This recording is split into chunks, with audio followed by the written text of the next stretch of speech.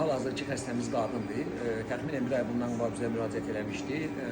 Sol böyrəyin ləyəsi daxil segmentində 2 sm daş ilişib qalmışdı, fiks olmuşdu və xəstədə bu kəskin irinli pielonefritlə ağırlaşmışdı. CRP-si 200-ün ətrafındaydı.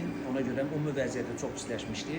Biz təcili qaydada xəstəyə stent taxdıq, aktiv antibakterial müalicə apardıq. Xəstənin ümumi vəziyyəti durumu yaxşılaşdıqdan sonra indi hal-hazırda risk əməliyyatını icra edirik. Ekran zəhmət olursa göstərin.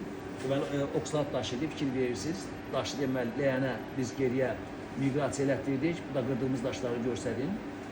Görürsünüz, çoxlu miqdarda daş qırıntılarıdır. Daşların bunlar da deməli, indi əməliyyatdan sonra stent qoyacaq. Stent vasitəsindən bunlar da gəlib töküləcək. Fikir verirsiniz, mən onu hərəkət etdikcə daş qırıntıları bu şəkildə hərəkət edir.